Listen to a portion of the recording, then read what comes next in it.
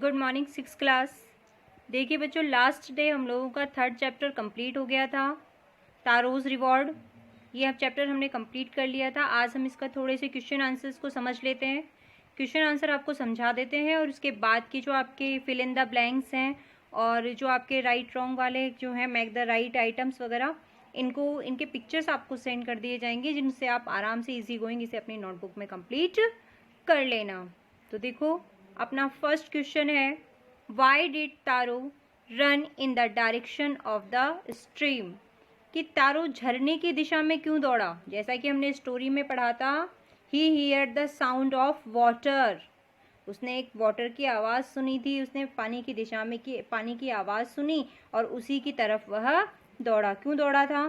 तो देखिए, इसका आंसर हम लिखेंगे, Taro hear the sound of falling water in a place where he had never seen or heard of any river or stream.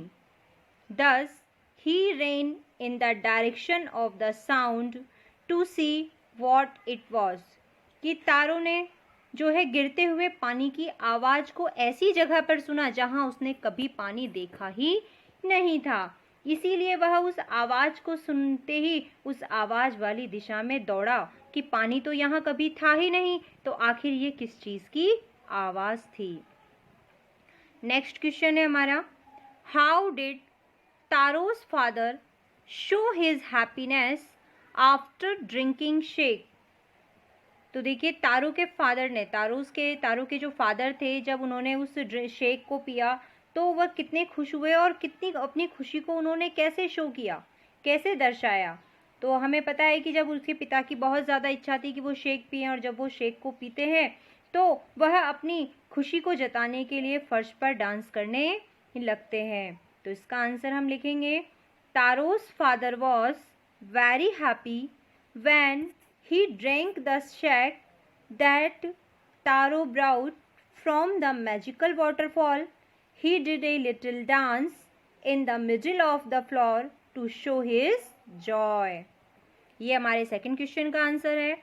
Third देखिए, why did the waterfall give Taro shake and other water? कि झरने ने तारों को ही सिर्फ पीने के लिए शेक क्यों दिया था, बाकी सभी लोगों के लिए तो उस झरने में सिर्फ ठंडा पानी ही क्यों आ रहा था? तो ये आपको पता है कि तारो जो था वह अपने पेरेंट्स के बारे में बहुत थॉटफुल था। उसने बहुत मन से वो हमेशा कोशिश करता था कि, और दिन रात कठिन परिश्रम करता था ताकि उसके पेरेंट्स खुश रह सके और उन्हें वो उनकी सारी खुशियाँ दे सके, और इसी चीज़ से खुश होकर ही वाटरफॉल ने उसे शेक दिया था और बाकी सबको पानी दिया था। तो इसको हम लिखेंगे, कैसे लिखेंगे? Taro was a dutiful and caring son who did his best to bring happiness to his old parents. The waterfall gave delicious shake to Taro as a reward for his love for his parents. None in the village had this quality, and so for them the waterfall gave only plain water. कि जो गांव वाले थे उनमें से कोई भी इतना ज़्यादा जो है थॉटफुल और इतना ज़्यादा आइडल सन नहीं था, इसीलिए बाकी सबको तो सिर्फ पानी ही मिला जबकि तारों को शेक मिला था। नेक्स्ट क्वेश्चन देखिएगा, why did the villagers want to drown Taro? Drown का मतलब आपको पहले बता दिया था, डुबाना। तो देखिए, यहाँ क्वेश्चन है कि गांव वाले तारों को क्यों डुबोना चाहते थे? तो हमने स्टोरी में पढ़ा था कि गांव वालों को जब ये पता चलता है कि वहाँ जंगल के पास जो झरना है उस झरने में से शेक बह रहा है, तो वो सब वहाँ इकट्ठे हो जाते हैं शेक लेने के लिए। लेकिन जब उन्हें वहाँ सिर्फ ठंडा ही पानी मिलता है तो वो ऐसा फील करते हैं कि तारों ने उन्हें झूठ बोला है और उन्हें धोखा दिया है, इसीलिए वह उसे वहाँ डुबोना चाहते थे। तो इसे हम लिखेंगे, Taro had told the villagers that the waterfall gave shake, but when the villagers drank from the waterfall, they found it to be only cold water. This made the villagers think that they had been tricked by Taro, so they wanted to drown him. Next question और last question है हमारा, why did the emperor reward Taro, कि सम्राट ने, जो Japan के जो सम्राट थे, उन्होंने तारो को इनाम क्यों दिया था, रिवॉर्ड क्यों दिया था। तो आपने लास्ट में अच्छी तरह से देख लिया था कि तारो अपने पेरेंट्स की कितना ध्यान रखता था, कितना उनके प्रति दयालु था, उनकी खुशी के लिए कुछ भी करने को तैयार था। इसी चीज़ से खुश होकर ही उसे ये इनाम दिया गया था, ताकि वह समाज में एक अच्छी सी जो है वो मिसाल पेश कर सके, लोगों को एक प्रकार से जो है उसका उदाहरण दे सके कि तारो इतना अच्छा कर्तव्य परायण था और थॉटफुल पर्सन था, हार्ड वर्कर था, अपने पेरेंट्स की बहुत केयर करता था ताकि बच्चों को अच्छा संदेश मिल सके। इसीलिए राजा ने तारो को रिवॉर्ड दिया था। तो इसे हम लिखेंगे, the emperor rewarded taro for his kindness and loving care for his parents. The reward was also a message to all children to be dutiful and caring towards their parents in the same manner. इसी के साथ देखो बच्चों, आपके ये जो question answers हैं वो तो कंप्लीट हो जाते हैं। अब हम आ जाते हैं मार्क द राइट आइटम पे। तो फर्स्ट है हमारा, तारो अर्न वेरी लिटिल मनी। तारो बहुत कम पैसे कमा पाता था, कम ही पैसे की आमदनी उसे थी। क्यों? क्या ये सही है कि वो हार्ड वर्क नहीं करता था? He did not work hard enough, नहीं, because he is a very hard worker, वो तो बहुत कठिन परिश्रम करता था। The villagers did not need wood, क्या गांव वालों को लकड़ी की जरूरत नहीं थी? नहीं, ऐसा कुछ भी हमारी स्टोरी में मेंशन नहीं है। थर्ड वाला देखिए, the price of would was very low, यही हमारा करेक्ट आंसर होगा। तारो की बहुत मेहनत करने के बाद भी कमाई बहुत कम थी, क्योंकि लकड़ियों की कीमत बहुत कम थी। Next, Taro decided to earn extra money, Taro ने एक्स्ट्रा पैसा कमाने की कोशिश की। किस लिए कमाना चाहता था वो? To live a more comfortable life, क्या अच्छी जिंदगी जीने के लिए? नहीं। To buy his father some sake, अपने पिता के लिए कुछ शेक खरीदने के लिए। तीसरा तो हमारे समझने की ही ज़रूरत नहीं है, पढ़ने की ज़रूरत नहीं, क्योंकि सेकंड में ही हमें पता चल गया है। स्टोरी में बिल्कुल क्लियर था कि वो ज़्यादा जल्दी उठता है और एक्स्ट्रा काम करना चाहता है, क्योंकि वह अपने पिता के लिए शेक खरीदना चाहता था। नेक्स्ट है हमारा, द नेबर लेफ्ट तारोज हट इन ए हरी बिकॉज, वह जो पड़ोस में रहने वाली लेडी जो आई थी, उसने शेक पीते ही जल्दी से वह उनकी झोपड़ी को छोड़कर क्यों चली गई थी? She was dilated with the drink, क्या वो उस शेक को पीकर खुश हुई थी? या फिर she was astonished to hear Taro's story, या फिर वो काफ़ी ज़्यादा आश्चर्यचकित हो गई थी तारो की कहानी सुनकर? या she wanted to tell the whole village about the waterfall, तीसरा वाला है, क्योंकि उसी के बताने पर सारे गांव वालों को उस वाटरफॉल के बारे में पता चला था। तो इसका भी हमारा जो आंसर है वो थर्ड वाला है। अब नेक्स्ट में हम आ जाते हैं, देखिए नेक्स्ट फिर से हमारा वही है, यहाँ दिया है, strike off the words in the box below that are not suitable.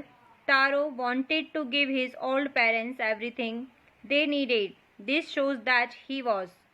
इसके बाद आपको कुछ वर्डिंग दी गई है, वर्डिंग के बाद आपको फिर इसमें से बताया है कि कौन सी चीज़ राइट है, इसमें किसके लिए ये सेंटेंस आया है। तो फर्स्ट वाला देखिए, this match taro sadder then ever, इस चीज़ ने तारो को और ज़्यादा उदास बना दिया था। किस बात ने? जब, देखिए इसका आंसर में आप तीनों पढ़ लीजिए एक बार। Strong wind that begin to blow, क्या तेज हवा चल रही थी, इस बात से वो उदास हो गया था? नहीं। तारोज फादर ओल्ड एज, तारो के पिता वृद्ध हो गए थे, क्या वो इसके लिए उदास था? नहीं। Taro's inability to buy expensive shake for his father, यही हमारा करेक्ट आंसर है कि तारो और ज़्यादा उदास इसलिए हो गया था क्योंकि वह इतना ज़्यादा असक्षम था कि वह अपने पिता के लिए उस कीमती शेक को खरीद नहीं पा रहा था। तो थर्ड वाला हमारा इसमें करेक्ट आंसर है। नेक्स्ट देखिए, this said the emperor was to encourage all children to honor and obey their parents, ये लास्ट में जो सम्राट थे उन्होंने कहा कि दूसरे बच्चों को प्रोत्साहित करने के लिए, और ताकि वह ये समझ सके कि सभी बच्चों को अपने पेरेंट्स का सम्मान करना चाहिए, उनकी आज्ञा का पालन करना चाहिए। तो सम्राट ने क्या किया था इसके लिए? The most beautiful fountain in the city, क्या मोस्ट ब्यूटीफुल फाउंटेन सिटी में लगाया था? या rewarding Taro with gold and giving the fountain his name, या फिर sending for Taro to hear his story, तो इसमें हमारा सेकंड वाला आंसर बिल्कुल सही है कि सबसे पहले तो तारो को 20 गोल्ड पीसेस दिए गए थे इनाम के रूप में, और जो शहर के अंदर जो फाउंटेन था उसका नाम तारो के नाम पर रख दिया गया था। तो सेकंड वाला हमारा इसमें करेक्ट आंसर है। अब नेक्स्ट देखिए हमारा C, arrange the words below in pairs that rhyme, कि यहाँ आपको कुछ वर्ड्स दिए गए हैं, इन वर्ड्स को आपको राइम के अकॉर्डिंग मिलाना है। जैसे कि देखिए यंग, लंग, मनी, सनी, तो ये जो वर्ड आपको इसमें दिए गए हैं बॉक्स में, इन सभी को आपको कैसे लिखना है, इनके राइम के अकॉर्डिंग लिखना है। तो ये देखिए पिक्चर में आपको क्लियर दिखाई दे रहे होंगे, मैंने इनको लिख दिया है। Young, lung, could, would, last, fast, chop, stop, sad, bad, sound, round, wax, x, way, day, money, Sunny. तो देखो इसी के साथ हमारा ये सी वाला जो पार्ट था वह भी कंप्लीट हो जाता है इस वाले में। अब हम इसका जो नेक्स्ट भाग है वो देख लेते हैं। तो देखिए, fill in the blanks with words from the box, कि यहाँ आपको बॉक्स में कुछ वर्ड्स दिए गए हैं, इन वर्ड्स की हेल्प से आपको इन ब्लैंक्स को कंप्लीट करना है। ये आपकी स्टोरी में से ही दिए गए हैं। तो देखिए, अ यंग, फर्स्ट वाले में हमारा यंग आएगा। A young would cutter lived on a lonely hillside. He was a thoughtful son who worked hard but earned little money. One day he saw a beautiful waterfall hidden behind a rock. He tasted the water and found it delicious. इसी के साथ आपका ये वाला fill in the blanks भी complete होता है। अगला देखिए आपका यहाँ पर बताया गया है, find these sentence in the story and fill in the blanks, की स्टोरी को ध्यान से पढ़िए, वहाँ पर इन सेंटेंसेस में जो वर्ड मिसिंग है उसे आप कंप्लीट कीजिए। तो जैसा कि देखो मैंने इसे पहले से ही कंप्लीट कर रखा है। तो this made taro sadder then ever, कि तारो को इस बात ने और ज़्यादा उदास बना दिया था। फिर नेक्स्ट है हमारा, he decided to work harder than before, उसने पहले से भी ज़्यादा कठिन परिश्रम करने का मन में ठान लिया था, निश्चय कर लिया था।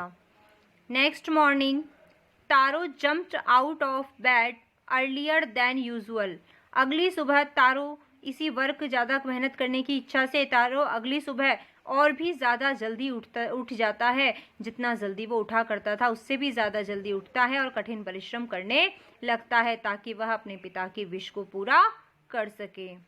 ही began to chop even faster, वह अब लकड़ियों को और भी तेजी से काट रहा था। Next morning Taro started for work even earlier than the morning before, अगली सुबह तारो ने अगले दिन से पिछले वाले दिन से भी ज़्यादा जल्दी वो उठता है, जितने सुबह वह पिछली मॉर्निंग में उठा था उससे भी जल्दी वो उठता है, और वो बड़ा सा घड़ा लेकर जो है वो उस जो फाउंटेन था, वाटरफॉल जो था वहाँ पर जाता है। तो इसी के साथ देखो बच्चों, आपकी जो थर्ड चैप्टर था, थर्ड चैप्टर के all question answers with fill in the blanks और जो आपके क्लिक वाले मार्क वाले क्वेश्चन आंसर्स थे वो सारे आपको बता दिए गए हैं। इन्हें अब आप अपनी कॉपी में कर लेना और साथ के साथ लर्न भी करते जाओ क्वेश्चन आंसर्स।